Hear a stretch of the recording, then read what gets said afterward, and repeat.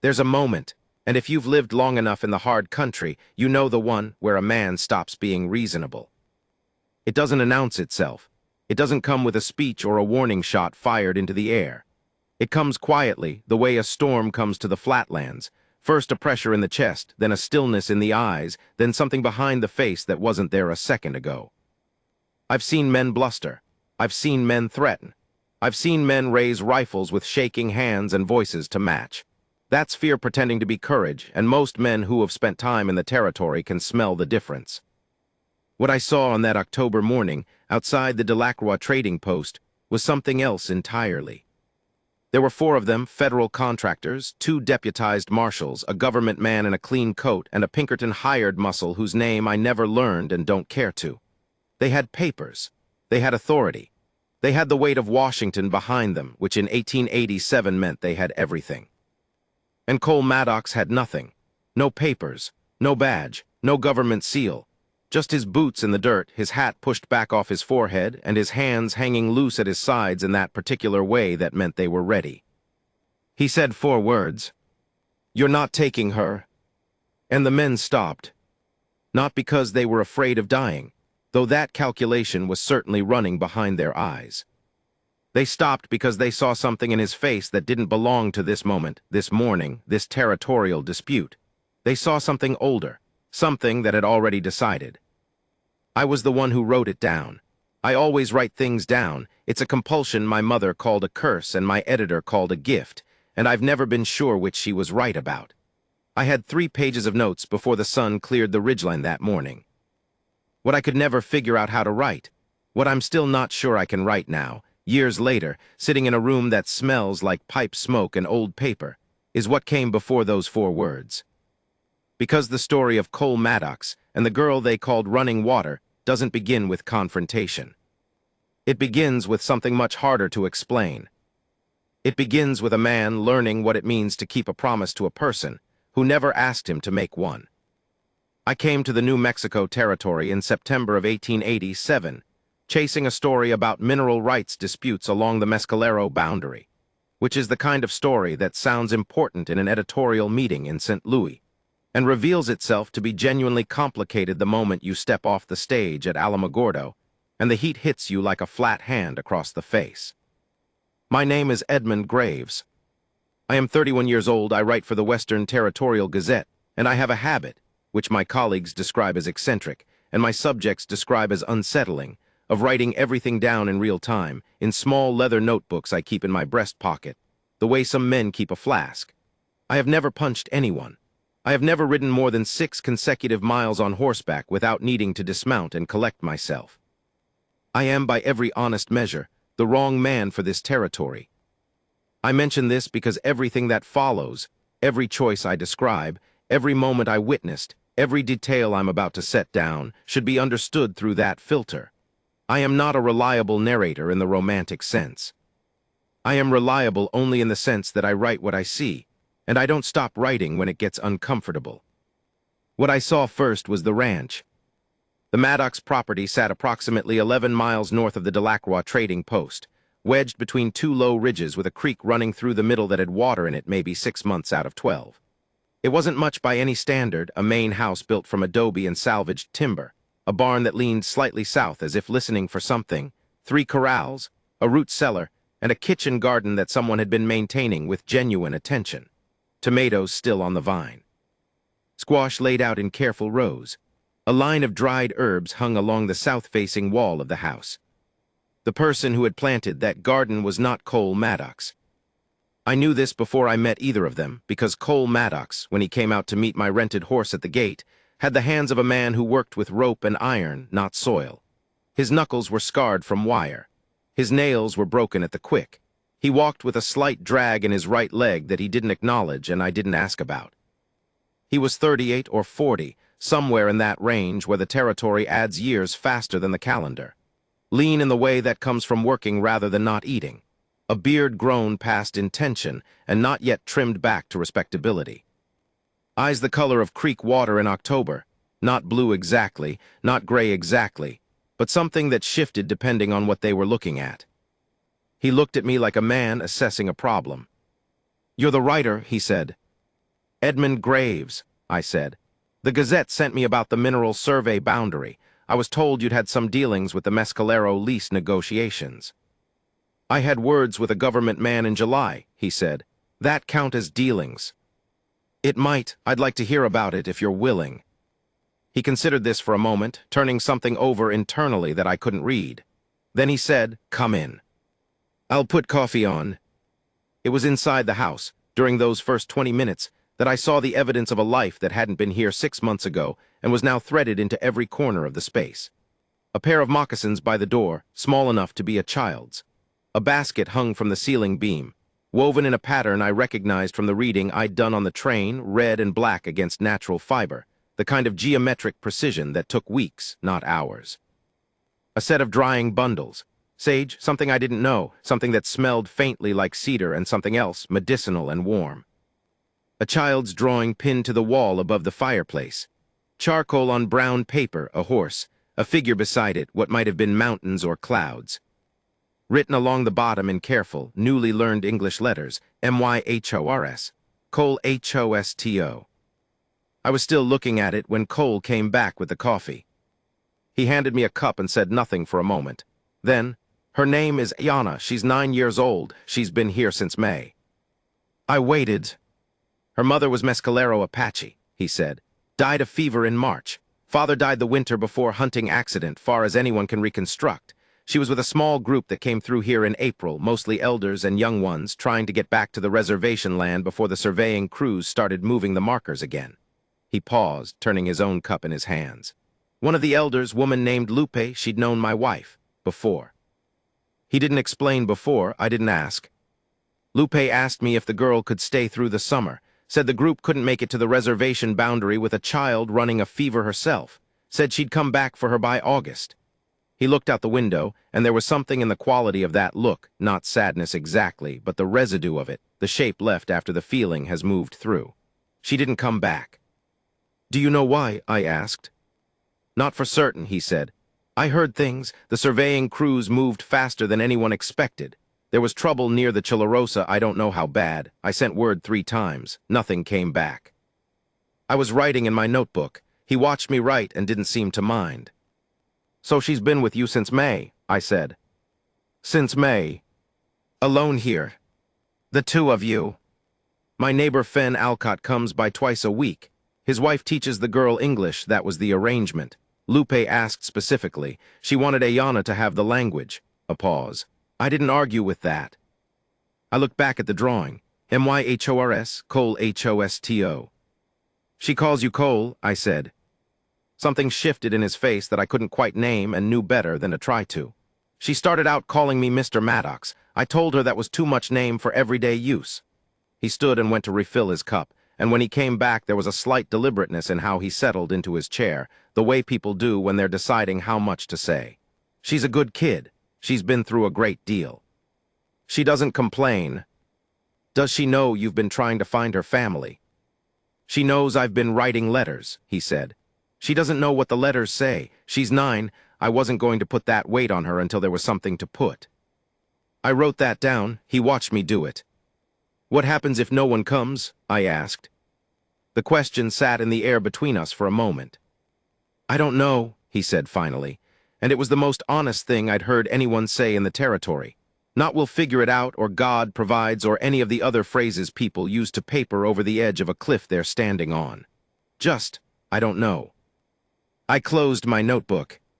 We talked for another 2 hours about the mineral survey, which turned out to involve a genuinely complicated dispute over a ridgeline that both the government surveyors and the Mescalero representatives claimed had been mismarked in the original 1873 treaty documents.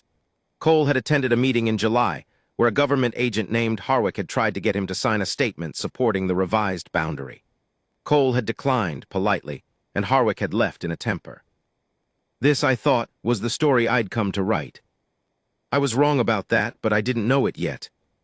I was packing my notes to leave when the back door opened, and she came in. She was 9 years old, and she moved like someone accustomed to knowing exactly where her feet were, deliberate, balanced, not a wasted step. Dark hair in 2 braids, a dress that had been too big when someone bought it and was now close to right, boots that were clearly new. She was carrying something in both hands, a cluster of small yellow wildflowers that grew in the late-season scrub. She stopped when she saw me. I have been stared at by many people in the course of my work, most of them suspicious and some of them hostile. This was neither. It was an assessment, direct, unself-conscious, and completely unimpressed. "This is Mr. Graves," Cole said from the counter. "He's a newspaper man. He came to ask about the land dispute." She looked at me for another moment. Then she walked past me to the table, set down the flowers, and said to Cole in English that was accented and precise, "The brown horse is lame again, the back left foot." "I'll look at it," he said immediately. "I already cleaned it," she said. "There was a stone, I got it out, but you should look." "I will." She went to the water basin, washed her hands with the efficiency of someone who'd been told to do so enough times that it had become genuine habit rather than rule-following. Then she sat at the table, pulled a primer from underneath it, and began to read. I didn't say anything, neither did Cole. We both just watched her for a moment, the bent head, the moving lips, the small finger tracing the line of text. And there was something in the ordinary completeness of the scene that sat strangely against everything I knew about how this particular situation was supposed to look. When I got outside, I stood by my horse for a minute and looked back at the house. There was a sound from inside, Cole saying something I couldn't hear, and then the girl's voice responding, and then a sound that might have been quiet laughter, the kind that happens before it's decided to. I opened my notebook. I wrote, "He doesn't know what he's built here, or maybe he does. Maybe that's the problem." I was 3 miles back toward town when I understood what I'd meant by that. The next morning I went back. I told myself it was for the mineral survey story, and this was partially true. I had follow-up questions about the July meeting that I hadn't gotten to. But I also knew, in the way you know things you're not quite ready to admit, that the mineral survey story was not the story I was going to write. Cole met me at the gate again. He looked like he hadn't slept well, which I attributed to the general difficulty of being a single man responsible for the welfare of a 9-year-old child. A difficulty I suspected he would have died before admitting to. "I got a letter," he said. "Not good morning, not welcome back, just I got a letter." "From who?" "Government man, Harwick, the one from the July meeting." He held it out. "He's coming back. Week and a half." I took it and read it. The language was the careful, neutral language of bureaucracy, which is the most threatening language there is precisely because it leaves no purchase for objection. It informed Cole Maddox that the Office of Indian Affairs had become aware of the presence of a minor of native heritage on his property, and that in accordance with the Indian boarding school placement protocols recently expanded under the current administration, a representative would be visiting to assess the child's situation and determine appropriate placement. I read it twice, then I handed it back. "What does that mean?" he asked, "the placement part." "It means a school," I said. "There are federal schools, they're calling them industrial schools. In Pennsylvania, in Virginia, in the Dakotas. They take children from the reservations. They're supposed to—" I stopped, because what I'd been about to say was they're supposed to educate them, and even then in 1887, saying that with a straight face required a certain willful ignorance I didn't quite have. "They take them far from home," I said. "The stated purpose is assimilation." Cole folded the letter with the care of a man who needs to do something with his hands. "She's 9 years old," he said. "I know. She lost her mother 6 months ago, her whole family. I know. They want to put her on a train to Pennsylvania." He said it without inflection, which was worse somehow than if he'd said it with anger. It was the flatness of a man running the numbers and not liking the answer. "Do you have any legal standing?" I asked. "Any documentation, an arrangement with the elder Lupe, anything in writing?" "Nothing signed," he said. "It was a handshake and her word, and I didn't ask for more than that because—" he stopped. "Because you don't. When someone asks you something like that, you don't make them fill out a form." I wrote that down. He didn't notice. He was looking at the letter again. "I need to think," he said. "Of course," I said. "Does Ayana know about this letter?" "Not from me. I just got it this morning." "Don't tell her," he said. "Not yet. Not until I—" He folded the letter again, smaller this time, and put it in his shirt pocket. "Not yet." I nodded. And then, because I am constitutionally unable to stop myself, "What are you going to do?" He looked at me for a long moment.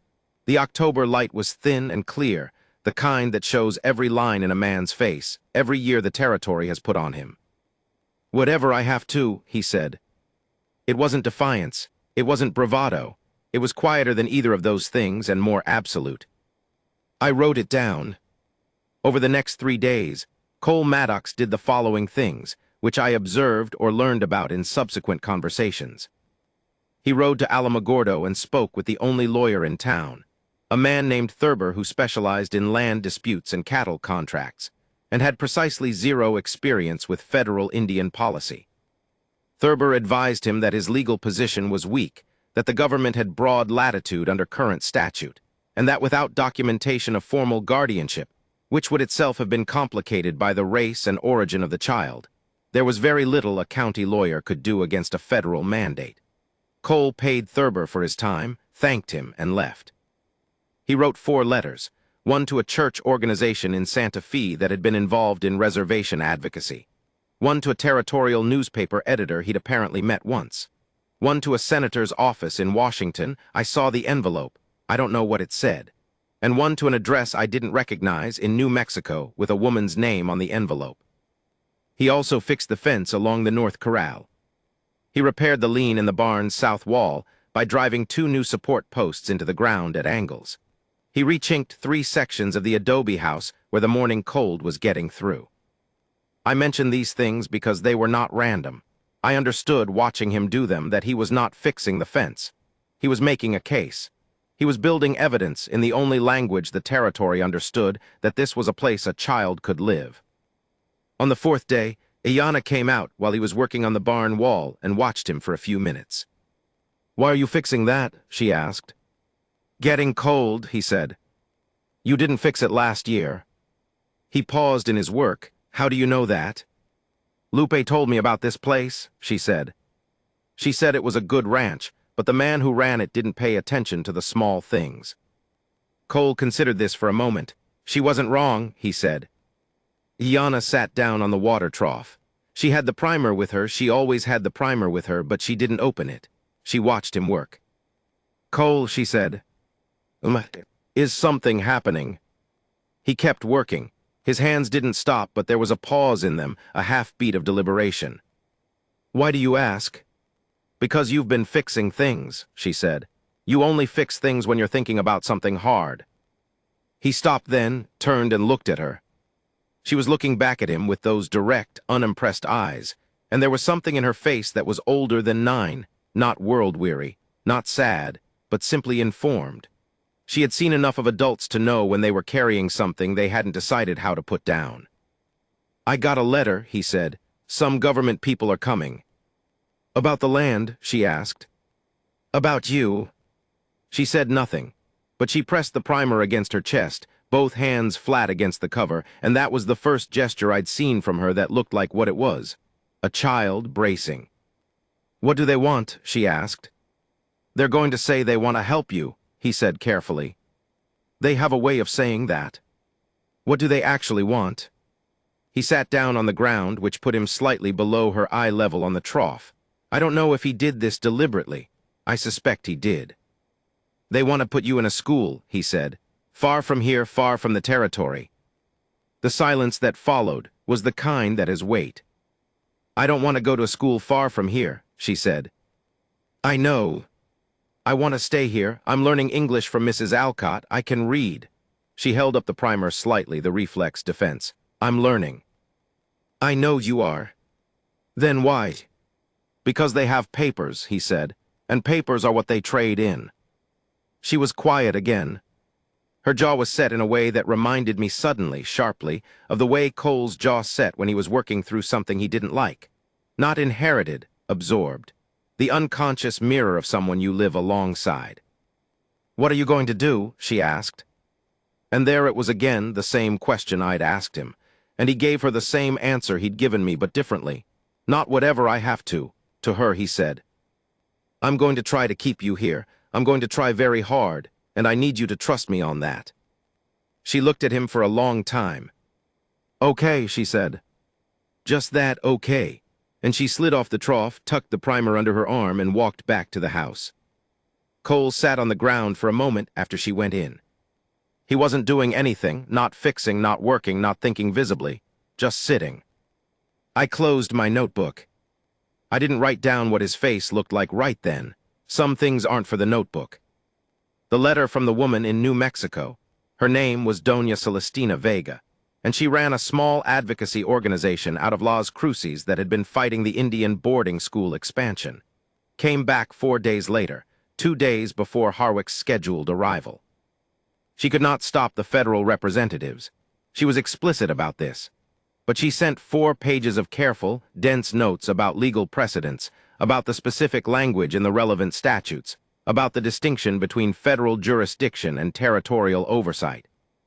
She sent the name of a territorial judge in Santa Fe who had twice ruled against summary removal orders on procedural grounds. And she sent a single paragraph at the bottom of the last page that I transcribed in full into my notebook because Cole read it 3 times before folding the letter. It read, "The law is not on your side in any straightforward sense, but the law is slow, and slow things can be interrupted. What they cannot interrupt is a witness. Make sure someone is watching who can write down what happens."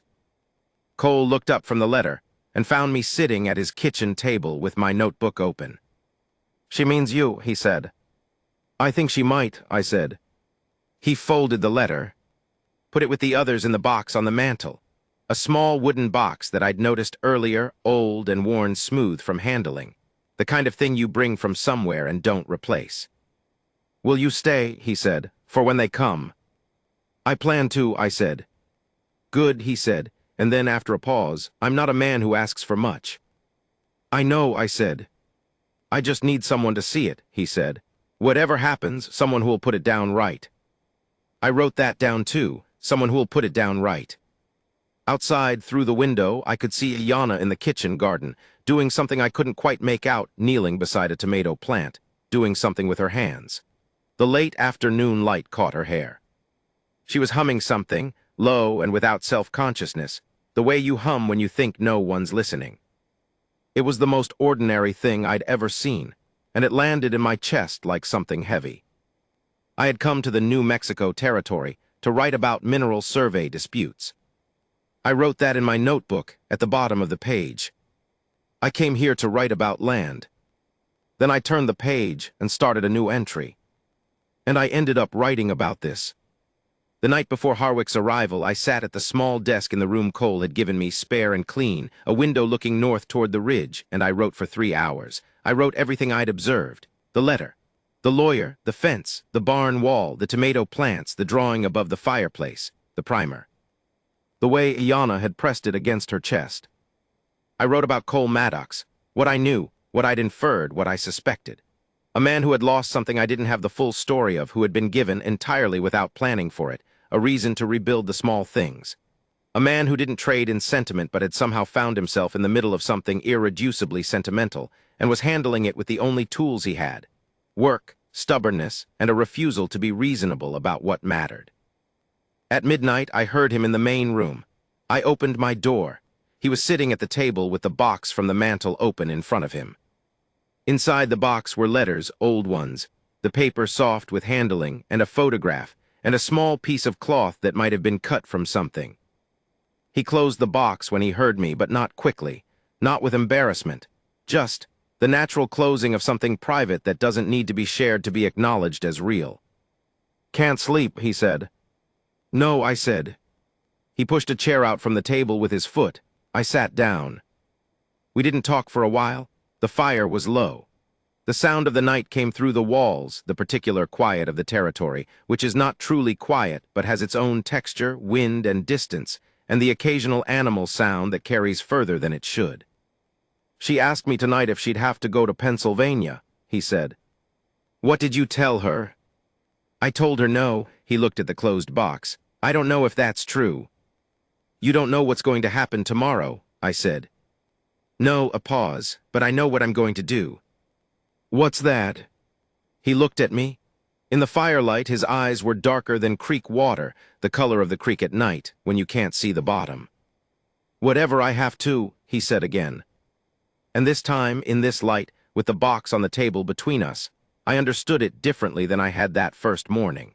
It wasn't the statement of a man planning resistance. It was the statement of a man who had already resolved something, quietly, privately, without announcement, and was simply waiting for the moment to arrive where that resolution would be tested. I went back to my room. I did not sleep. At dawn, I was at my desk, writing.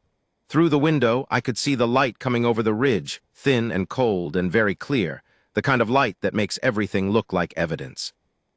I wrote, "The men are coming today. Whatever happens next, I will write it down." And then I heard from the main room the sound of a child's voice asking what was for breakfast, and Cole's voice answering, and the sound of the stove. And I closed my notebook for a moment. And I listened to the ordinary world going on, right up to the edge of the one that was coming. They arrived at 9:30, which I know because I checked my watch twice, once when I heard the horses and once when they came through the gate, as if precise timekeeping might give me some measure of control over what was unfolding. 4 men, 1 government-issue wagon canvas-topped, 2 horses ridden alongside. I had positioned myself on the porch with my notebook and a deliberateness that I hoped looked casual. Iana was inside. Cole had asked her that morning at breakfast to stay indoors until he came for her, and she had agreed with the particular quality of compliance that children show when they understand the stakes better than anyone wants them to. Harwick I recognized from Cole's description. Mid-50s, clean coat, the kind of face that had learned to convey authority without ever having to raise its voice. He moved with the comfortable momentum of a man who believed the outcomes of things had already been decided. Beside him, the 2 deputized marshals, one young and clearly uncertain about what he was part of, one older and clearly untroubled by it. And the Pinkerton, who climbed down from the wagon last and said nothing to anyone, which was its own kind of statement. Cole was at the gate. He hadn't moved from where I'd last seen him standing, just stood there, hands at his sides, watching them come. Harwick said, "Mr. Maddox, thank you for receiving us." "I didn't have much choice in that," Cole said. A small pause. Harwick absorbed this without visible response.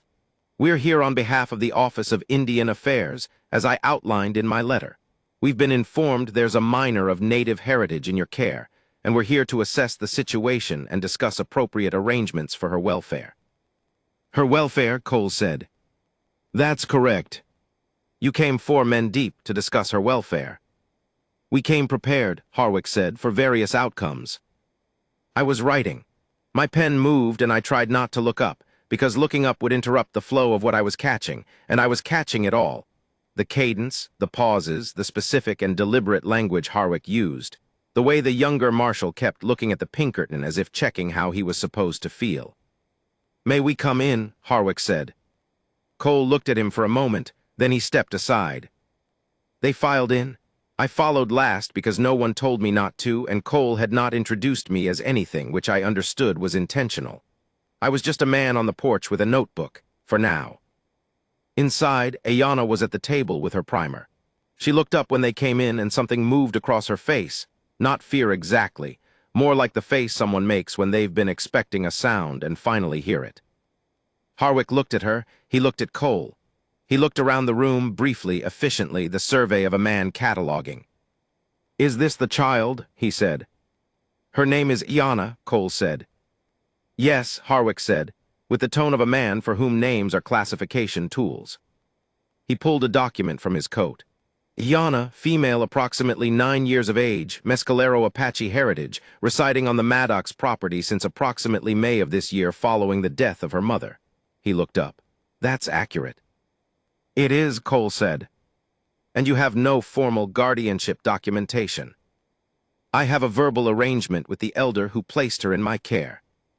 "Verbal arrangements," Harwick said, "are not sufficient under territorial law for the informal adoption of a native minor." "I wasn't told I needed a form," Cole said. "I was told a child needed a place to stay." Harwick set the document on the table. Not aggressively, just set it down, the way you set down something you want the other person to look at. "Mr. Maddox," he said, "I understand this is not a comfortable situation, but the child's legal status is complex, and the current administration has provisions specifically designed to ensure children like her receive proper education, and—" "She's receiving proper education," Cole said. "Through informal means," Harwick said. The federal boarding school program offers structured instruction, vocational training, community. Pennsylvania, Cole said. You want to put a 9-year-old on a train to Pennsylvania? Alone. She would be accompanied. Alone, Cole said again. By every definition that matters. The younger marshal shifted his weight. I wrote it down. Small motion, small detail, but it told me something about what was happening in the room that the words weren't saying. Harwick picked up the document. I need to advise you, Mr. Maddox, that we have legal authority to remove this child today if we determine it's in her best interest. I'd prefer to handle this cooperatively, but I want you to understand the scope of what we're empowered to do. Cole said nothing. If you'd be willing to discuss this reasonably. I am discussing it reasonably, Cole said. I'm telling you she's fine. I'm telling you she's learning. I'm telling you her elder put her here and asked her to stay here, and I intend to honor that. That's me being reasonable.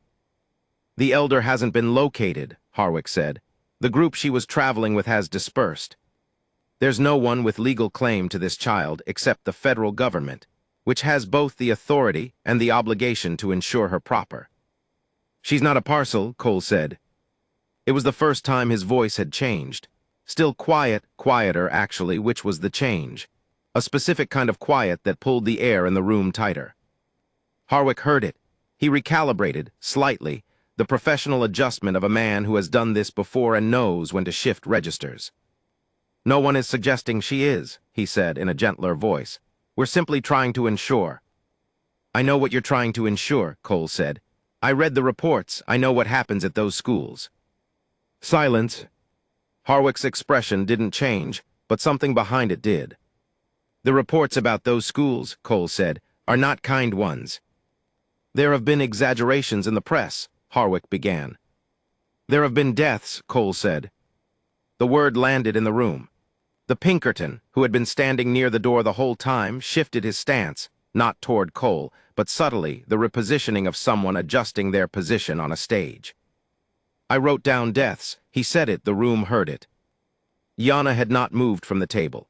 She was holding the primer closed in both hands, her eyes on Cole, and her face had settled into something I hadn't seen on it before, not fear, not distress, but a very still, very watching attention.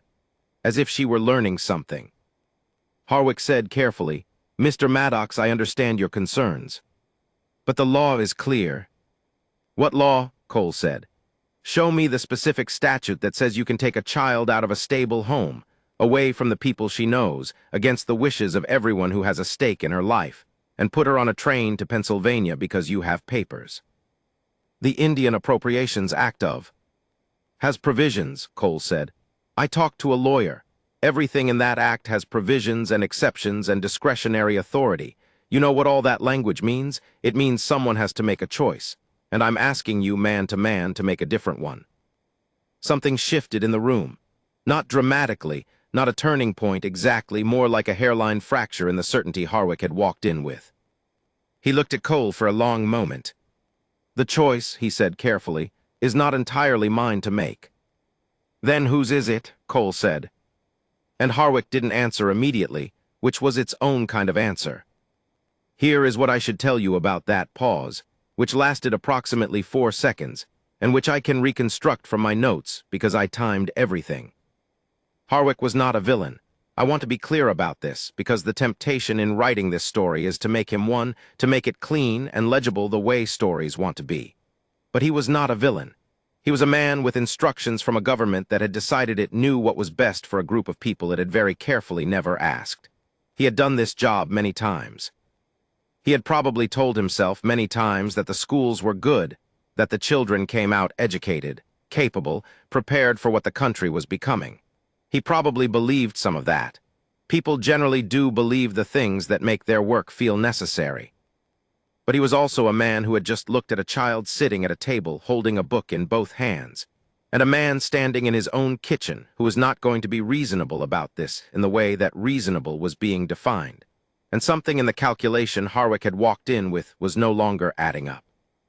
I don't know if he was going to say something that would have changed things. I don't know if he was going to offer a compromise, or invoke another statute, or simply decide that this particular situation wasn't worth the trouble. I don't know, because that's the moment Ayanna spoke. She said clearly and without inflection, "I don't want to go." Everyone looked at her. She was still holding the primer. Her eyes were on Harwick, not on Cole, which I noted because it was deliberate. She had decided to speak directly to the man with the papers. "I am learning English," she said. "I am learning to read. Mrs. Alcott is teaching me. Cole fixed the barn. I planted the squash." A pause. "I planted it in April. I want to see it next year." "The squash, God help me, the squash." Harwick opened his mouth and then closed it. "My mother came here before she died," Ayanna continued. "She wanted me to learn the language. She wanted me to stay somewhere safe until Lupe came back. Lupe didn't come back yet." She said this without self-pity as a fact. "But this is safe. This is where my mother asked me to be." I wrote every word. My hand was steady, which surprised me because nothing else in me was. Harwick looked at Cole. Cole was looking at Ayanna, and there was something on his face that I cannot describe adequately. Not pride, not grief, not relief. Something that encompassed all three and had no name, I know. "Mr. Maddox," Harwick said quietly. "She said it better than I did," Cole said. Harwick looked at the document in his hand. He looked at the room, the herbs, the drawing above the fireplace, the primer, the boots by the door. The younger Marshal, very quietly, said to no one in particular, "She planted squash." The older Marshal looked at him, said nothing. I wrote he said it like it mattered. Like the squash was an argument, maybe it was. Harwick set the document down on the table. He didn't hand it to Cole, he just set it down, which was a different gesture. "I'm going to need to make some inquiries," he said. "Before any decision is finalized, I'll need documentation of the educational arrangement, a formal statement from Mr. and Mrs. Alcott, and some form of correspondence with the reservation officials about the original placement." He paused. "That's going to take time." Cole looked at him for a long moment. "How much time?" he said. "Several weeks," Harwick said, "possibly longer." It was not a reversal. It was not a victory. It was a delay, which in bureaucratic terms is about as close to mercy as the machinery gets. Cole said, "All right."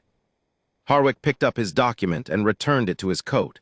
He did not look at Cole when he did this, which I found significant without being entirely sure why. Then he looked at Ayanna. "You speak well," he said.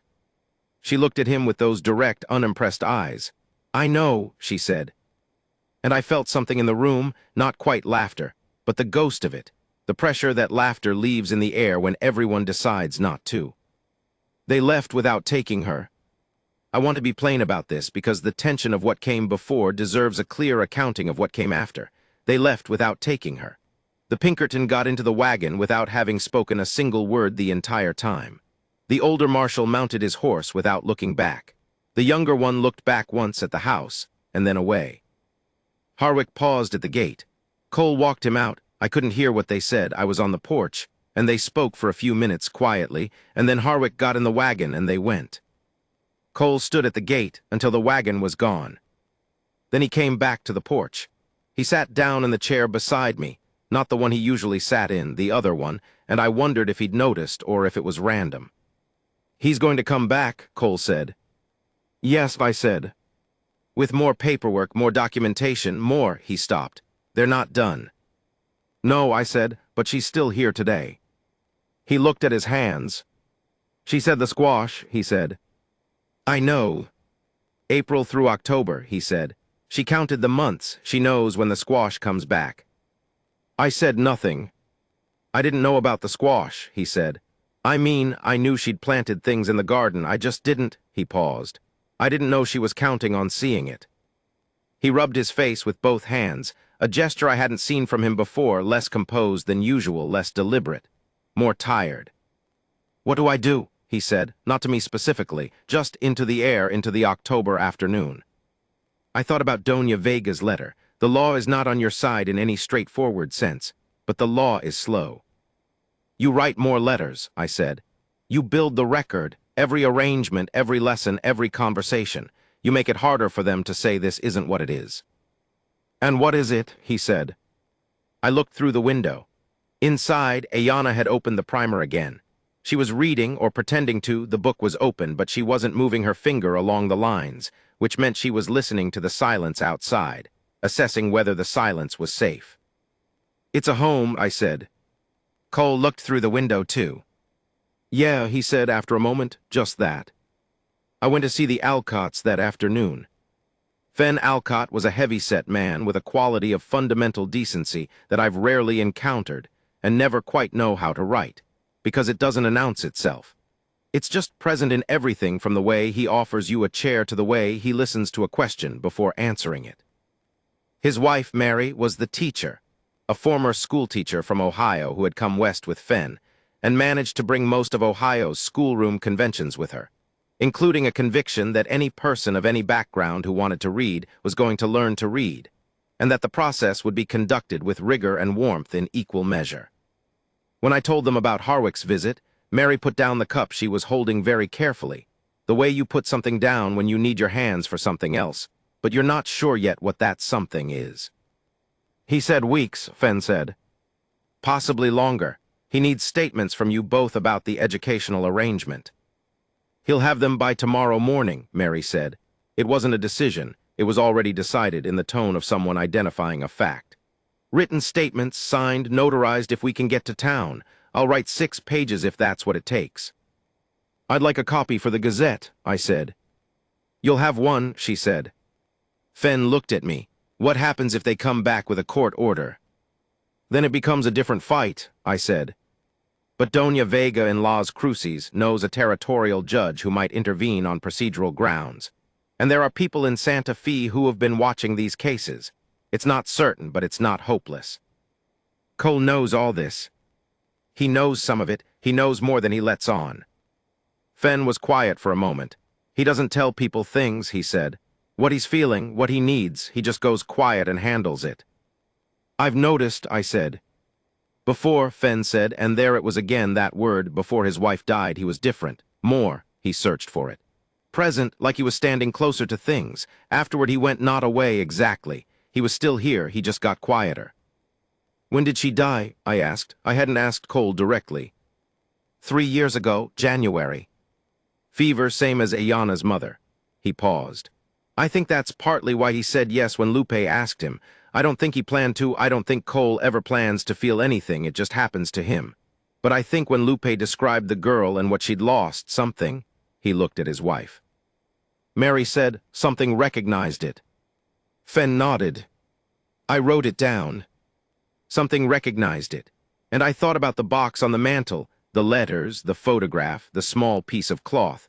And I thought about the name Cole had never said in front of me, which was its own kind of evidence. That evening, Cole and Ayana made dinner together. I watched from the table, uninvited but also not unwelcome, writing in my notebook in a way I hoped looked less like documentation and more like ordinary desk work. Cole made biscuits. He was competent at this, not gifted but practiced. And Ayana made something that turned out to be a kind of stew she'd apparently learned from Lupe, made with dried corn and a mix of spices that I didn't recognize and didn't ask about, because some things you don't interrupt.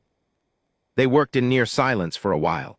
Not uncomfortable silence, the silence of 2 people who know each other's rhythms in a shared space. Then Ayana said, will they come back?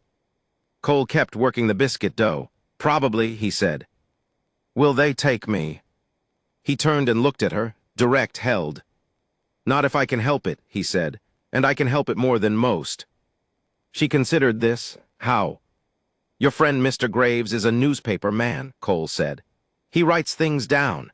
That matters more than you might think when the people with papers are involved, because papers can be answered with papers, and newspapers are a kind of paper too.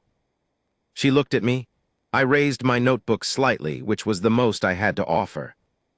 And the Alcotts are writing letters, Cole continued. And there's a woman in Las Cruces who fights these cases, and there's a judge in Santa Fe who's ruled against the federal people before. So there are people, Ayana said. There are people, he confirmed. She stirred the stew. The smell in the room was extraordinary, warm and layered, the kind of smell that had context behind it, history, a specific way of doing things that someone had taught someone who had taught someone else. Cole, she said. Why didn't you just let them take me? The biscuit dough stopped. He stood there for a moment, his hands in the bowl, and I could see him working through the question, not avoiding it. just taking it seriously because it was a serious question and she deserved a serious answer. "Because you're mine to look after," he said finally. She frowned slightly. "I'm not." "Not mine like property," he said quickly. "Mine like responsibility, my responsibility. Lupe trusted me and your mother trusted Lupe, and so there's a chain there, and I'm the end of it right now. And the end of a chain doesn't get to let go just because someone with papers says it should." She looked at him for a long time. "Is that the only reason?" she asked. He looked back at her, and he said nothing for a moment, which was another kind of answer. "No," he said. She nodded as if this confirmed something. "Okay," she said, and went back to stirring.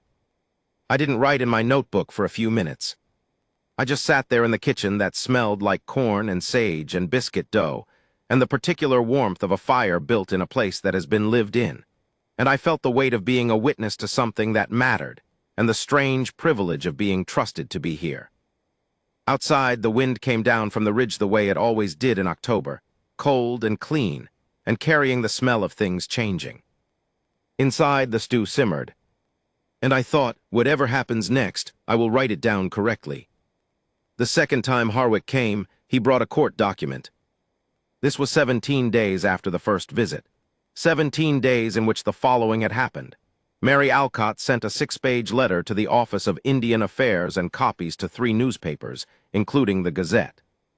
I filed 2 dispatches from Alamogordo that were picked up by the Territorial Wire and ran in 4 papers, one of them in Santa Fe. Doña Vega made contact with Judge Ramos in Santa Fe, who agreed to review the procedural grounds of the removal order. Cole received 7 letters in response to the 3 he'd originally sent, 2 from church organizations, 1 from a territorial assemblyman, 4 from ordinary citizens in the territory who had read Mary Alcott's letter when it ran in the Santa Fe paper and felt compelled to respond. Yana planted garlic for the winter, which is something you do in October if you want garlic in spring. I wrote that detail in my dispatch. I wasn't sure it was journalism exactly, but it was true, and it felt like truth that was doing work. None of this had stopped the second visit. The court document was an order for assessment and temporary custodial transfer, the language of a bureaucracy that has decided to be gentle about being absolute. It meant that Yana was to be taken into federal custody while her situation was assessed, which in practice meant she would be transported to the boarding school in Carlisle, Pennsylvania, and the assessment would be whatever the government decided it was. Judge Ramos had filed a motion to stay the order on procedural grounds. It had not yet been heard. The motion existed. The order also existed, and the men at Cole's gate that morning had the order in hand and a wagon waiting. I have tried in the weeks since to understand precisely what happened in those few minutes at the gate. I was on the porch as I had been the first time. My notebook was open. This time there was a photographer with me, a man named Cassidy from the Santa Fe paper who had arrived the day before at my suggestion and my editor's expense. This was Doña Vega's point-made material. Make sure someone is watching. Cole was at the gate. The 4 men were the same 4 men, with one addition. A woman from the Office of Indian Affairs, which was clearly intended to look less threatening. She was kind-faced and efficient, and she moved with the specific gentleness of someone who has learned to deliver hard things softly. Harwick spoke first. He showed Cole the document. Cole read it. He read it the way he read everything, completely, slowly, without expression. He read the second page. He read the bottom of the second page, where Judge Ramos's motion was referenced and explained, and then he read the note below that explaining why the motion had not yet prevented the order from being executed. He folded the document with great care. He handed it back to Harwick. He said, "You're not taking her." 4 words, nothing before or after. And the men stopped. Not because the words themselves were a legal argument, not because Cole Maddox had power they didn't, not because the situation had changed. They stopped because of what was behind his face. I have written this a dozen times, and I keep coming back to the inadequacy of the language. A man's face is not a document. It doesn't have footnotes. But there was something in Cole's face at that moment that communicated with a clarity that transcended whatever they'd been prepared to say. It wasn't rage. Rage looks outward, hot and scattered. It wasn't desperation. Desperation looks inward, tight and frightened. It was the face of someone who had already, privately, accepted everything. Every consequence, every outcome, every version of what might happen and what it might cost, and had decided completely, quietly, without drama, that none of it changed what he was going to do. Cassidy's camera clicked. I wrote the men stopped. Harwick looked at Cole for a moment, then at me. Then at Cassidy, who lowered the camera but held it visibly. Then back at Cole. "Mr. Maddox," he began. "I know about Judge Ramos's motion," Cole said. "I know it's not yet heard. I know this document is technically valid." A pause. "I also know that there's a photographer here from the Santa Fe paper and a reporter from the Gazette who's been writing about this situation for 3 weeks, and there are letters to the Office of Indian Affairs from 14 private citizens, 2 church organizations, and a territorial assemblyman. And I know that if you put a 9-year-old girl in that wagon today, every one of those people is going to know about it by tomorrow." Harwick said nothing. "That doesn't change the law," Cole said. "I know that. The law is what it is, but you have discretionary authority, Mr. Harwick. I know that from the statute. The language is clear. You can choose to wait for Judge Ramos's hearing." He paused. "I'm asking you to choose that." The woman from the Office of Indian Affairs said quietly, "Mr. Harwick, the motion." "I'm aware of the motion," Harwick said.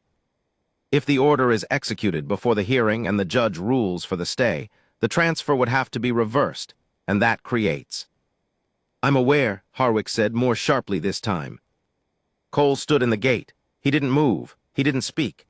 He simply stood there, and his hands were at his sides, and I had the sudden, clear understanding that he was not going to move, that this was not a bluff, not a performance, not a negotiation tactic. He was going to stand in that gate. That was what "you're not taking her" meant. It was not a conditional statement. It was a description of physical fact. The older marshal had his hand near his side, not on his weapon, near it, the positioning of someone assessing. Cole looked at him once. Something passed between them that I couldn't decode, not a challenge, not a submission, just, "We both know what this is." The marshal's hand moved away from his side. I don't know if he made that choice consciously. I don't think it was fear. This particular marshal did not look like a man afraid of a single unarmed rancher. I think it was something more complex. The recognition that what was happening here had already gone into a register where violence wouldn't resolve it, where the photograph and the notebook had changed the geometry of the situation. Taking Ayanna today would not be a quiet bureaucratic action. It would be a thing that happened in front of witnesses and got written down. Cassidy took another photograph. Harwick looked at Cole for a long time. "I can defer the execution of the order," he said finally, "pending the outcome of Judge Ramos's hearing. That is the limit of my discretionary authority in this case." He paused. "If the judge rules against the stay, Mr. Maddox, I will be back with a larger party and I will not be able to make the same choice." "I understand," Cole said. "I hope you do," Harwick said, and there was something in his voice that was not quite sympathy but was something adjacent to it. The ghost of a feeling in a man who has learned to suppress feelings as an occupational necessity. He turned to his people. He said something I couldn't hear. The Pinkerton got back in the wagon. The marshals mounted up. The woman from the Office of Indian Affairs looked at Cole once more, and then at the house behind him, and then she got in the wagon. They left. Cole stood at the gate until they were gone. Then he turned and walked back to the house, and his right leg dragged slightly on the ground as it always did, and he didn't acknowledge it as he never did, and he went inside. I stood on the porch for a moment before following. Cassidy was changing out the plate in his camera. He said without looking up, "Did he know they were going to leave?" "No," I said. "Was he willing to?" He paused. "If they'd tried to?" "Yes," I said. Cassidy looked up. He was young, younger than me, probably, and he had the face of someone who had just understood something about a place he'd thought he already understood. "God," he said. "Write what you saw," I said. He nodded. I went inside. Yana was in the kitchen. She had been listening. The back window faced the gate, and she would have heard everything even if she couldn't see it clearly. She was standing at the counter with both hands flat on the surface, not doing anything, just standing, and when Cole came in she turned around. He looked at her for a moment. "They're gone," he said. "For now," she said. For now, he confirmed. She pressed her lips together. Not crying, she wouldn't cry about this, I had come to understand, but doing something with the feeling that needed doing. How long, she said. Until the judge decides, weeks, maybe longer. And if the judge... We don't know yet what the judge will do, he said, but there are people arguing your side, good people, careful people. She looked at him. Are you scared? She asked. He blinked. It was the first time I'd seen him blink at a direct question rather than just absorbing it. Yes, he said, some. She nodded slowly. Then she went back to the counter, picked up whatever she'd been doing before, I couldn't see what it was, and said with her back to him, Me too. Cole stood in the kitchen for a moment. Then he sat down at the table very slowly, the way people sit when they've used something up that you can't quite name. I sat across from him. I didn't say anything. After a long time, he said, I need to write to Doña Vega. I'll draft something if you like, I said. I'm better with the legal language. All right. And I'm going to file the full story today. Everything, the letter, the visits, the motion this morning, it'll run in the Gazette by the end of the week. Cassidy's photographs run in Santa Fe before that. Cole nodded. He was turning something over in his hands, a small stone, which I hadn't noticed before. Smooth and dark oval. The kind of thing someone picks up by water and carries without planning to. Where did you get that? I asked. He looked at the stone. Yana gave it to me, he said. When she first came, she said in her people theirs, he stopped, searching for the word. A thing about giving someone a stone. So they remember where they are. He turned it in his fingers. I don't know if that's exactly right. I didn't want to ask her to explain it better in case I'd misunderstood and the asking would embarrass her. I wrote it down. All of it, the stone, the explanation, the careful unwillingness to ask. It's a good detail, I said. It's not a detail, he said, not sharply, just as a matter of fact. No, I said, you're right, I'm sorry. He put the stone in his pocket. Judge Ramos's hearing was 6 weeks after Harwick's second visit. I was in Santa Fe for it. Cole could not come. He couldn't leave the ranch, couldn't leave Yana. So Doña Vega represented his interests alongside a territorial attorney she'd engaged. A man named Flores who had a reputation for procedural precision that apparently gave the federal representatives significant discomfort. The hearing lasted 2 days. On the first day, Flores argued that the removal order had been issued without proper notification to the territorial courts, and in violation of a specific procedural requirement in the 1885 amendment to the Indian Appropriations Act that mandated a 30-day review period for voluntary informal placements. The federal attorneys argued that the voluntary informal placement provision didn't apply because the original placing adult, Elder Lupe, wasn't legally recognized as a guardian under territorial law. On the second day, Mary Alcott's letter was entered into evidence. My 2 dispatches from the Gazette were entered into evidence. Cassidy's photographs were entered into evidence. And Doña Vega entered into evidence something that none of us had expected, a letter from Elder Lupe herself, which had arrived at Doña Vega's office the previous month through a network of contacts I couldn't fully trace, hand-delivered from somewhere near the Chilarosa. The letter was in Spanish, which Lupe spoke better than English. Doña Vega translated it aloud in the hearing room. I wrote down every word. Lupe wrote that she had placed the child Ayana with the rancher Cole Maddox at his property in May, with full knowledge that she was asking him to act as temporary guardian until she or another responsible adult from the community could return for the child. She wrote that she had been prevented from returning by the movement of the surveying crews and a subsequent illness that had kept her from traveling for 3 months. She wrote that she had been trying to send word. She wrote that Cole Maddox was a man she had known by reputation for 6 years, and by direct acquaintance for 2, that he had consistently been a neighbor to the Mescalero people in the way that neighbor actually meant something, and that she was formally requesting that the child remain in his care until she herself could return. She closed with, "He is a man who keeps his word. I know this because he never made a big one. He just kept the small ones every time, and after a while there were enough of them that they added up to the same thing." The hearing room was very quiet when Doña Vega finished reading. Judge Ramos granted the stay. He ordered that the removal order be suspended pending formal resolution of guardianship status, and that a 30-day review period, the one Flores had cited, begin from the date of the order.